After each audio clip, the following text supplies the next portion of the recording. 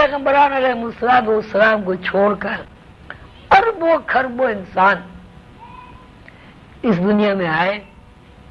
ان میں بڑے بڑے دانشور بھی ہوئے، بڑے بڑے حکیم بھی ہوئے، بڑے بڑے فقراء بھی ہوئے، مشائخ بھی ہوئے، بڑے بڑے پیر بھی ہیں، بڑے بڑے علماء دانشور بھی ہوئے، جن کی بھی سوانح انگلیاں لکھی گئی ہیں. ان میں کہیں بھی آپ کو ان کی برائی کا جو پہلو ہے زندگی میں وہ آپ کو نہیں ملے گا. یعنی ان کے جو پیروکار ہیں، ان کو جو ماننے والے ہیں، وہ لوگ جنہوں نے ان کے مشن سے متعارف کرایا لوگوں کو، انہوں نے بھی بےایمانی کی اور ان کی برائیوں کو چھپایا. بےایمانی تو خیر نہیں کرنا چاہیے، یعنی منافقت کی. بےایمانی کا لفظ تو غلط ہے، میں بھول گیا.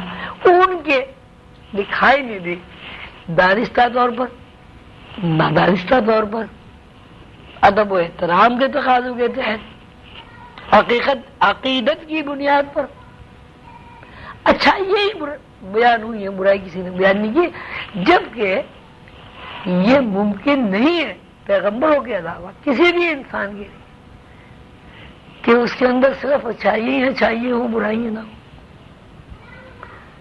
تو منافقت کے اوپر آپ کا سارا یہ جو ہے کائناتی ارتقا جو انسان نے بنایا. اب آج کی مثال جو ہے، آج کی سائنس جو ہے، اس میں آپ دیکھیں ان بچوں کو منع کرو کون ہے.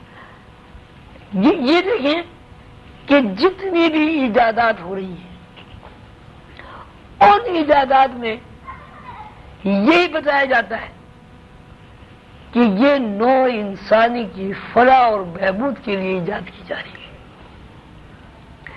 جتنی بھی ترقی ہوئی ہے اس کے بارے میں یہی کہا جا رہا ہے کہ یہ انسانی فلاح کے لیے ترقی ہو رہی ہے. آج کے جو بڑے بڑے دانشور ہیں، امریکہ ہے، فرانس ہے، برطانیہ ہے، جو لوگ ترقی یافتہ وہ ہیومن رائٹس کے نعرے لگاتے ہیں.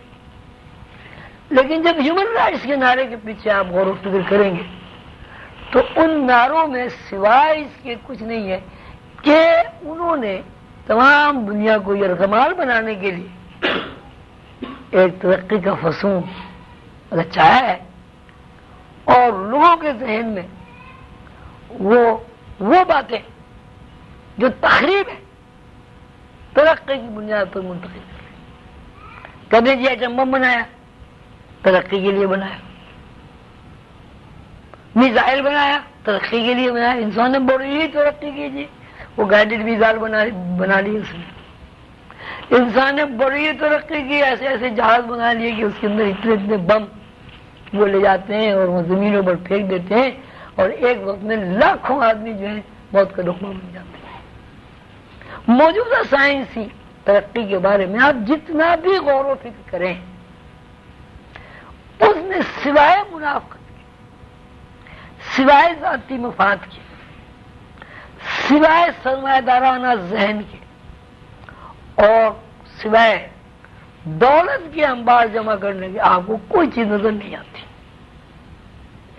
اب بجلی ہے، اب بجلی کی ایجاد آپ دیکھیں، بظاہر کتنی اچھی ہے کہ روشنی ہے، لیکن جب سے بجلی آئی رات دن ایک ہو گئے. جو رات اللہ تعالیٰ نے سکون کے لیے بنائی تھی، سونے کے لیے بنائی تھی، انسانی زندگی کے اندر جو توانائیاں خرچ ہوتی ہیں ان کے ذخیرے کے لیے بنائی تھی، وہ تمام قاعدے ضابطے ٹوٹ گئے. اب رات کو بھی انسان کام کر رہا ہے، دن کو بھی انسان کام کر رہا ہے. اس بارے میں بھی اگر آپ غور و فکر کریں تو اتنے پرندے، اتنے چرندے، اتنے درندے، اتنے حشرات الارض قانون قدرت کے مطابق دن کو کام کرتے ہیں، اپنی روزی حاصل کرتے ہیں اور رات کو سو جاتے ہیں. انسان کی صورت حال یہ ہے کہ وہ اس بجلی کی بنیاد پر اس کے لیے رات اور دن ایک ہو گیا ہے. یعنی قانون قدرت انسان کو آرام دینا چاہتی، اور انسان ترقی کے نام پر اس آرام و آسائش کو برباد کر رہا ہے اور اس کا نام ترقی رکھا.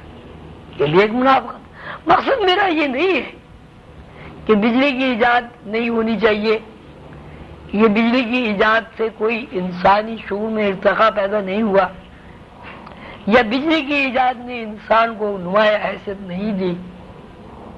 لیکن یہ بات اپنی جگہ اہم ہے کہ جب سے بجلی کی ایجاد ہوئی ہے انسانی سکون غارت ہو گیا ہے.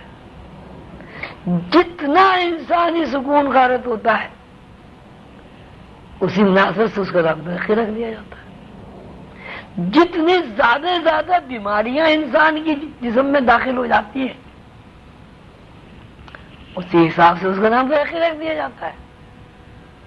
ایسی مشینیں ایجاد ہو گئی ہیں کہ آدمی مر گیا، مصنوعی سانس اس کو آ رہا ہے، آدمی باڈی پڑا ہوا ہے اس کا، وہ مشین ہے.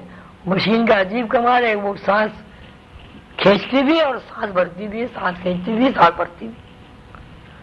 وہ ناک کے ذریعے لگا رکھا ہے، وہ پریشر سے سانس پھیپھڑوں میں جاتا ہے، پریشر سے سانس وہ کھینچتا ہے. اور ایک آدمی جو ہفتے 2 ہفتے 10 ہفتے سال 2 سال پڑا ہوا ہے، ڈیڈ باڈی پڑی گی اس کی. یہ جو مصنوعی مشین، اب کوئی مصنوعی مشین سے کبھی کوئی آدمی زندہ تو نہیں ہوا. اگر مصنوعی مشین سے آدمی زندہ ہوتا تو کوئی آدمی مرتا ہی نہیں.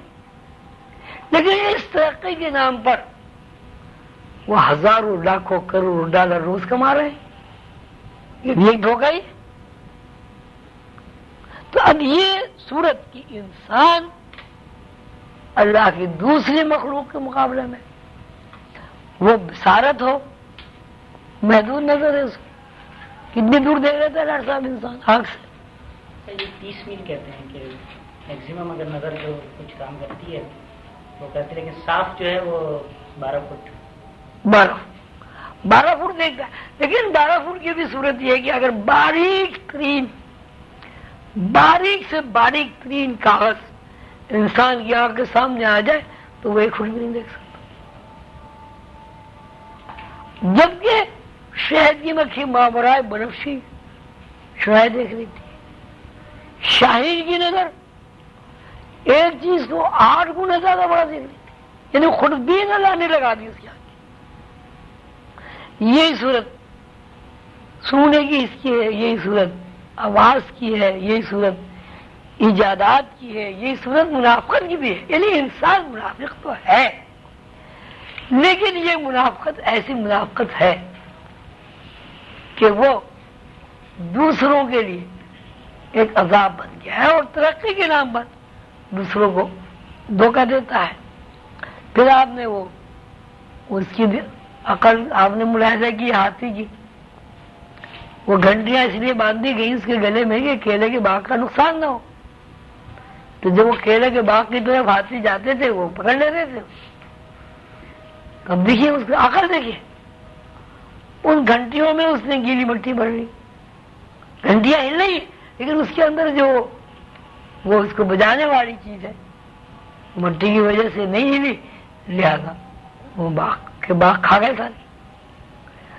تو کسی بھی بنیاد پر اگر آپ دیکھیں انسان جو ہے وہ حیوانات سے ممتاز نہیں ہے، نہ منافقت میں ممتاز ہے، نہ دیکھنے میں ممتاز ہے، نہ سونگنے میں ممتاز ہے، نہ سننے میں ممتاز ہے. تو پھر انسان اگر ممتاز ہے تو کس بنیاد پر ہے؟ اس سلسلے میں حضور قدم بابا رحمۃ اللہ علیہ نے اپنے نانا تاج الدین ناگپور رحمۃ اللہ علیہ کا وہ شعر کی عقیدت کا واقعہ لکھا ہے.